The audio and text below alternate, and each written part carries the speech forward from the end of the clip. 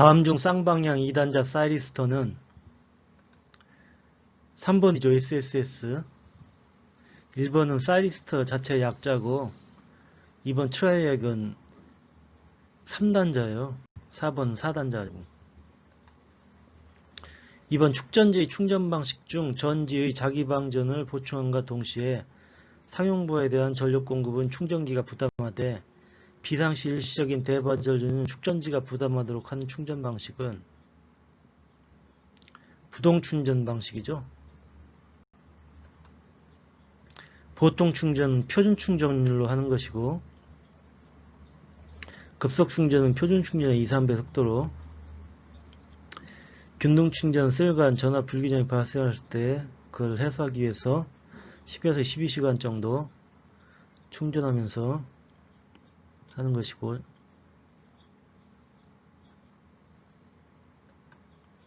저항 용접에 속하는 것은 프로젝션 용접이죠.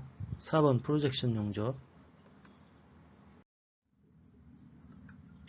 열차가 곡선 궤도를 운행할 때 차륜의 플랜지와 레일 사이의 측면 마찰을 피하기 위하여 내측 레일의 궤관을 넓히는 것은 확도라고 해요. 확도.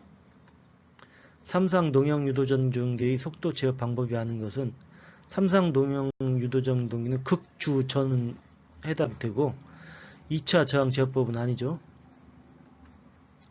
그 4번이 답. 전원 전압 100V인 단상 전파제어 정류회로에서 점호각이 30도일 때 중류전압은 약 몇 볼트인가? 84V예요. 0.9 곱하기 100 곱하기 2분의 1 플러스 코사인 30도. 83.97 얼마 나오는데 이게 84V죠. 7. 유도전동기를 동기속도보다 높은 속도에서 발전기로 동작시켜 발생된 전력을 전원으로 반환하여 제동하는 방식은 회생제동이죠. 전원을 갖다 반환하는 회생제동. 역전제동은 급브레이크 밟기 위해서 그 회전 방향을 반대로 바꿔가지고 이제 급하게 제동하는 방법이고, 발전제동은 그렇게 해서 나온 전기를 저항으로 소모시켜 버리는 거예요. 그렇죠. 그 회생제동이에요. 다시 반환하는 거는. 광속 500 루멘의 광원과 효율 80%의 조명기구를 사용하여 넓이 4제곱미터의 우윳빛 유리를 균일하게 비출 때 유리 이면 및 빛이 들어오는 면의 휘도는 몇 cd per 제곱미터인가? 우윳빛 유리 투과율은 80%이다. 1번이죠. 255. 이게 잘 보시면은 이게 광원이 유리를 갖다가 광원으로 봐야 돼요. 그래서 광원이 평면이잖아요. 평면의 광원일 때 광도는 W분의 F니까 W는 파이가 돼서 파이분의 F가 되는 거예요. 광도가. 그래서 그러니까 여기가 특별하게 광원이 어떻게 생겼다는 얘기가 없잖아요. 근데 유리를 통해서 오는 거잖아요. 이게 전부 다. 그러니까 그 광원이 생긴 데는 평면으로 봐야 되는 거예요. 평면으로. 그것 때문에. 그래서 5000 곱하기 0.8 나누기 파이 곱하기 또 여기 유리 투과율이 0.8 80%만 들어오니까 밑에서 볼 때 이제 그걸 구해야 되는 거 아니에요. 그럼 0.8 또 곱하고 그 유리의 면적은 4제곱미터니까 그걸 나누고 그러면 255가 된 거죠. 실내 조도 계산에서 조명률 결정에 미치는 요소가 아닌 것은 실지수나 반사율, 조명기구의 종류는 다 되는데 감광보상률은 다른 영역이에요. 다른 개념이라고 이게.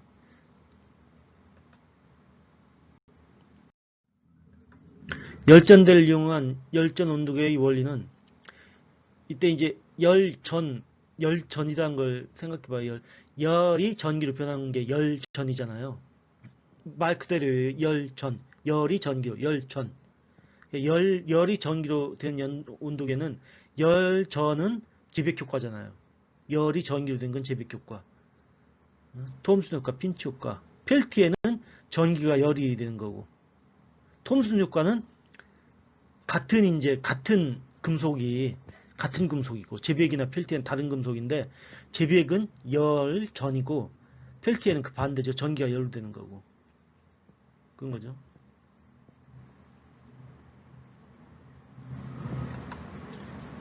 일번 제백 효과. 방전등의 일종으로 빛의 투과율이 크고 등황색의 단색광이며 안개 속을 잘 투과하는 등은 1번 나트륨 등. 다음 중 배전반 및 부전반을 넣는 함의 요건으로 적합하지 않은 것은 합성 수지된 것은 두께가 최소 1.5mm 이상, 1.5mm 이상, 강관지는 1.2고. 답은 2번 틀린 거. 라인 포스트에자는 다음 중 어떤 종류의 애자인가? 지지애자 4번. 할로겐 전구의 특징이 아닌 것은 휘도가 괜찮죠. 할로겐 전구.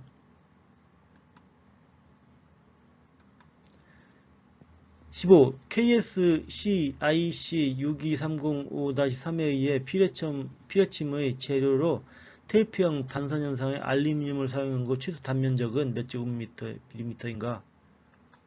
70. 테이프형 단선 70이고 원형 단선 연선 50이에요.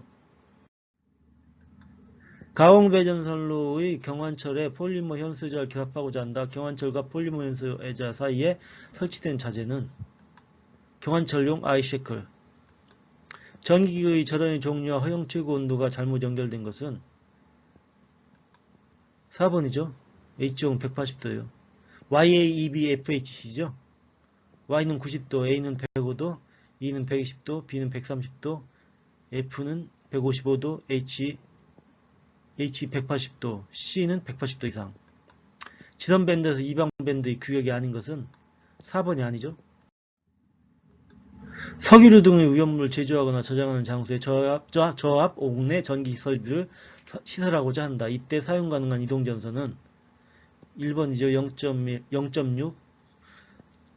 0.6/1kV EP 고무절연 클로우프렌 캡타이어 케이블. 점유 면적이 좁고 운전 보수가 안전하여 공장 및 빌딩 등의 전기실에 많이 사용되는 배전반은 3번 큐비클형 배전반이죠. 전기공사기사는 그 전기용용 및 전기재료 공부 방법은 이게 이론을 공부한다고 해서 고득점이 나오기는 좀 그래요. 왜냐하면은 이론에서 아무리 그 공식 같은 걸 다 해도 안 나오는 게 많아요. 생각보다. 근데 이론 공부해서 다 되는 것도 아니고 그렇다고 해서 기출 다 풀어서 되는 것도 아니고. 왜냐하면은 기출을 많이 풀어도 기출에서 그대로 나오는 건 별로 없어요. 문제가. 전기공사기사 기사 시험 자체라는 것이 전기자가 들어가는 것은 이해 위주로 응용을 하는 수밖에 없어요. 전기자가 들어가는 시험들은 이해 위주로 해서 응용한다. 근데 그럼에도 불구하고 시험을 잘 맞을 수 있으면 어떻게 하느냐? 감을 기르는 수밖에 없어요. 뭐 이론 조금 공부하고 기본적으로 이제 공식들 있잖아요. 몇 가지 공식들. 그런 것들 조금 공부하고 개념만 잡고 그 다음에 뭐 이론을 해도 되고 안 해도 되는데 이론을 조금 보는 게 좋긴 하죠. 근데 이론에서 그렇게 많이 나오지가 않아요. 생각보다. 기출 위주로 하되 또 웃긴 건 기출에서도 안 나오는 게 한 30% 정도는 안 나오는 경우도 있어요. 시험이 어렵게 나올 땐 30-40%가. 그럼에도 불구하고 시험을 잘 맞을 수가 있어요. 어떻게 맞느냐? 감을 길러야 돼. 감을 기르고 어떻게 말하면 찍는다는 건데, 그래서 이렇게 내가 확실하게 이건 몰라도 이게 답일 것이다 이런 게 느낌이 오도록 그 정도만 공부하시면 돼요. 그 정도만. 그래서 이 전기응용 및 공사재료는 시험이 쉽게 나올 때는 기출에서 많이 나와서 기출만 해도 한 80 정도는 맞을 수 있게 나올 때도 있는데 그 기출에서 안 나올 때도 있어요. 그러면 이제 기출에서 아예 비슷하게 나와요. 비슷하게. 기출에서 예를 들어서 한 7, 8문제 나오고 나머지 아예 기출에서 안 나오잖아. 나머지 7, 8문제 나오고 나머지 5, 6문제는 비슷하게 나와요. 비슷하게 나와요. 완전 100% 똑같이는 안 나와요. 그렇기 때문에 문제를 많이 풀어서 감을 기르는 수밖에 없어요. 그게 결론이에요. 제가 공부한 결론이에요. 어떤 분들은 이제 기출에서 안 나왔다고 이론을 공부 안 해서 이렇게 된 거 아니냐 생각하는데 이론도 풀어봤지만 이론에서도 그렇게 딱히 많이 나온다고 볼 수는 없어요. 또 그래서 그냥 조금씩 하되 감을 많이 길러라. 이게 답입니다. 이거는. 그리고 시험이 만약에 재수가 또 운도 좀 따라줘야 돼요. 운이 안 좋아서 점수가 뭐 이거 면제 과목 하나만 봤는데 점수가 안 나왔다 그러면 그 다음 시험을 하면 되죠. 어쩔 수 없는 거죠, 그건. 그리고 다른 과목들과 같이 이제 5과목 다 보시는 분들은 뭐 굳이 그 뭐 이건 한 뭐 6, 7점만 넣으면 되니까 그냥 기출 이론 조금 보고 이론 기출하면서 기출 위주로 보고 그 필요한 것은 이론만 본다든가 그런 식으로 공부하셔도 되고 60점만 넣으면 되니까. 근데 이거 한 과목만 보시는 분들은 무조건 학교 가야 되잖아요, 무조건. 예? 그러니까 이분들이 오히려 더 확실히 공부해야 되니까. 근데 문제는 기출에서 나오긴 나오는데 항상 이 보면은 기출에서 12문제 이상은 나와요. 근데 기출이 이제 기출에서 많이 베낄 때는 최대한 80%. 근데 그런 시험들은 한 1, 2년에 한 번 정도밖에 안 나와요. 80% 정도 완전히 거의 비슷하게 나올 때가 있고, 대부분의 시험들은 기출에서 거의 비슷하게 나오는 것은 한 6에서 8문제 정도고, 나머지 한 4에서 5문제 정도는 기출하고 비슷하게 나는데 완전 똑같이는 안 나온다. 그리고 나머지 문제들도 이게 감으로 찍을 수는 있어요. 근데 그 문제들을 나머지 한 4, 5문제는 4에서 6문제는 이제 찍으면 잘 맞을 수도 있고, 그 어렴풋이 이제 이거 같다 하는 생각이 드는 그런 문제들이 나오는 거예요. 그래서 이제 그 약간의 운도 따라야 되고 공부도 좀 해야 되고. 근데 공부만 한다고 해서 되는 것도 아니니까 최선을 다하되 약간 그 어떻게 하면 이제 문제에 대한 감을 얻어서 찍는 방법도 좀 연구를 하셔야 돼요. 어떻게 하는 게 답이 되는가. 그래, 왜냐면 이게 너무 넓잖아요. 이게 어떻게 보면 여기 전기 공사기사 및 전기 재료는 거의 모든 게 다 나오는 거예요. 이게 보면은 뭐 사이리스터도 나오고 무슨 전압 유도 전동기 뭐 기기 쪽에도 나오고 무슨 설비 쪽에도 조금씩 나오고 재료도 나오고. 그래서 재료 분야가 좀 무궁무진하잖아요, 문제가. 그래서 재료 분야 나중에 한 4, 5문제 또는 6, 7문제는 어떻게 보면 잘못하면 다 틀릴 수도 있는 거예요. 그렇기 때문에 새로운 문제를 다 내면 한 여태까지 안 나왔던 거.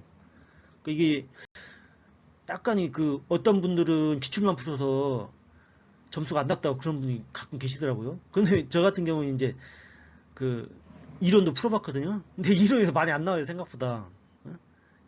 오히려 기출을 위주로 하는 것이 문제 감을 잡기는 편해요. 그래서 대부분의 사람들은 6년치를 본다. 그게 좀 더 부족하면은 10년치까지 봐라. 한 과목 하시는 분들은 그렇게 하는 게 맞아요. 한 과목 하시는 분들은 이 전기용 공사 재료만 하시는 분들은 뭐 그렇게 그 10년 재봤자 얼마 많지가 않으니까 문제가 하시고서 계속 그걸 풀어봐요. 계속 똑같은 거를 풀어봐서 기존에 나온 거를 100% 이해할 수 있으면 문제도 풀고 이해도 하셔야 돼요. 문제도 풀고 이해할 수 있으면은 합격은 뭐 어렵지 않을 것이다. 왜냐하면 아까 얘기했듯이 매 시험마다 최소한 4개에서 6문제는 찍을 수밖에 없어요. 그냥 쉽게 얘기하면 아무리 공부를 많이 해도. 네, 수고하셨습니다. 좋은 그 결과 얻으셨길 바랍니다.